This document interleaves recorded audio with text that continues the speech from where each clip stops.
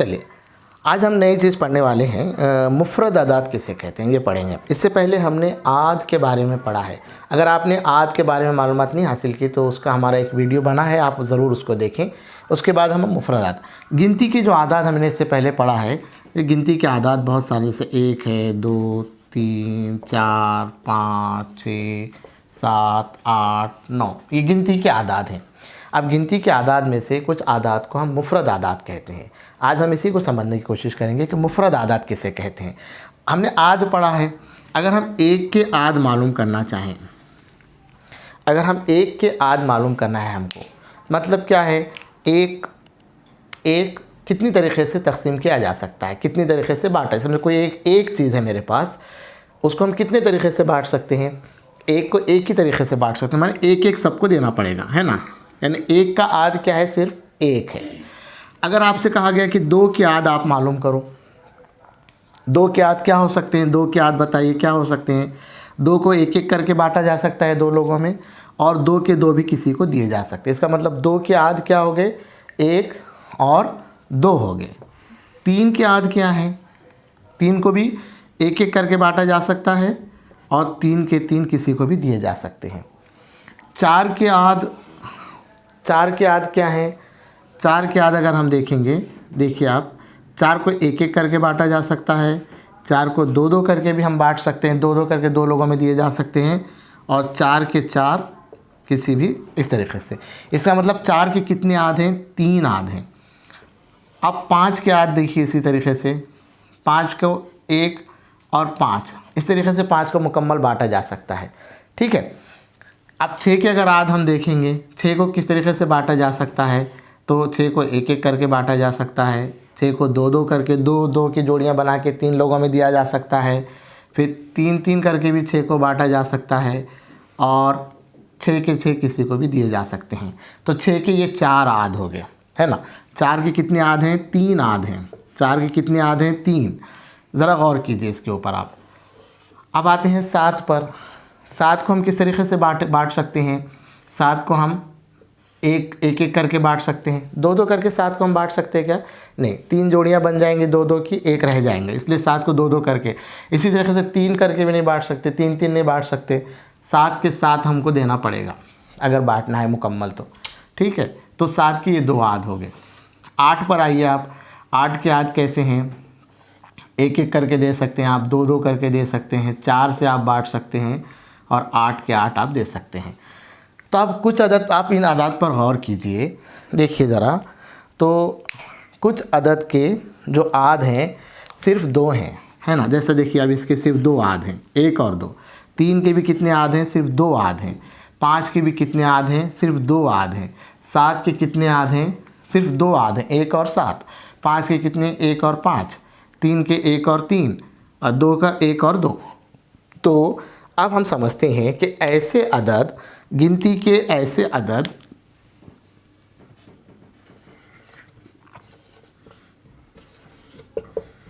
जिनके सिर्फ 2 आद हों, जिनके सिर्फ 2 आद हों, उन्हें मुफ़रद अदद कहते हैं। क्या कहते हैं उन्हें, ये याद रखना है आपको, उन्हें मुफ़रद अदद कहते हैं, मुफ़रद अदद कहते हैं। ये समझने वाली चीज़ है, ठीक है।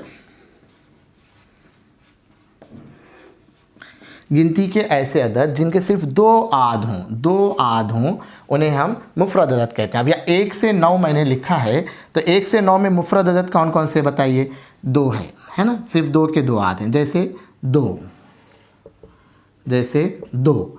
उसके बाद मुफ़रद अदद कौन है, 3, ठीक है। उसके बाद मुफ़रद अदद कौन है, 5 है। 5 के भी 2 याद है ना, 5 के भी 2 याद हैं। उसके बाद मुफ़रद अदद कौन है, 7 है, ठीक है। 1 से 9 में ये 4 मुफ़रद अदद हैं, 1 से 9 के अंदर 4 मुफ़रद अदद हैं, ठीक है। तो ऐसे अदद जिनके सिर्फ 2 आद हैं, देखिए 2।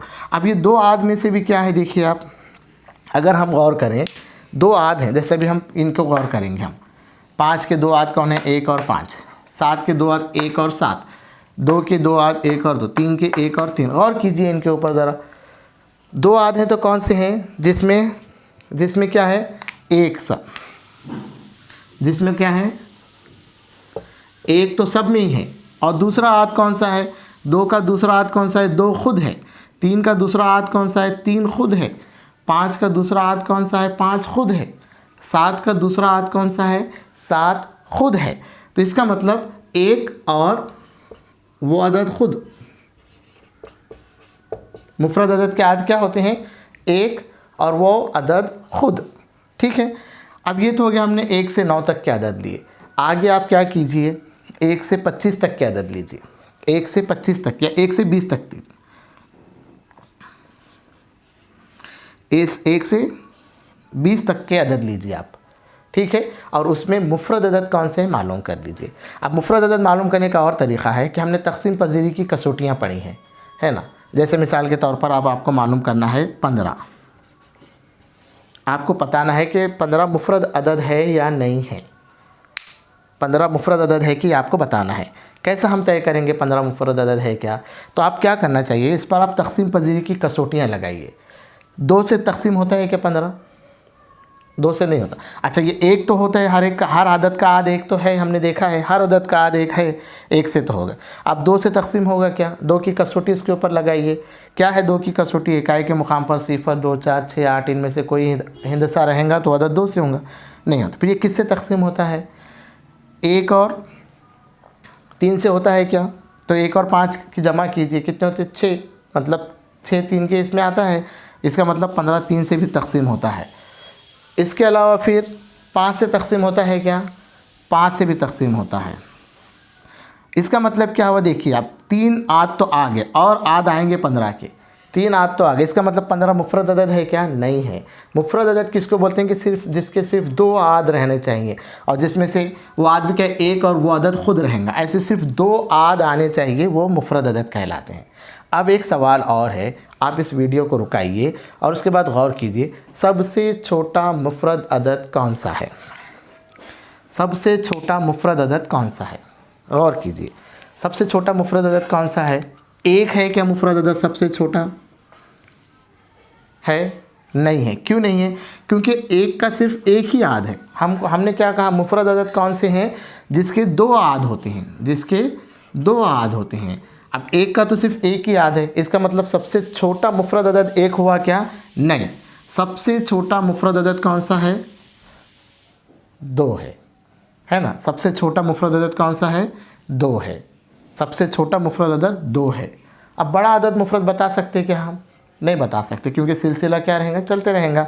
अब आप एक काम कीजिए, 1 ता 20 तक के अदद आपके पास लिखिए और तय कीजिए उसमें से मुफरद अदद कितने हैं। 1 ता 100 में मुफरद अदद कितने हैं आप निकालिए। मैं बताया मुफरद अदद निकालने के लिए तक़सीम पजीरी की कसौटियों का आप क्या कीजिए, इस्तेमाल कीजिए। 1 ता 100 के मुफरद अदद आप निकालिए और उसे अपने टीचर के साथ शेयर कीजिए। ठीक है।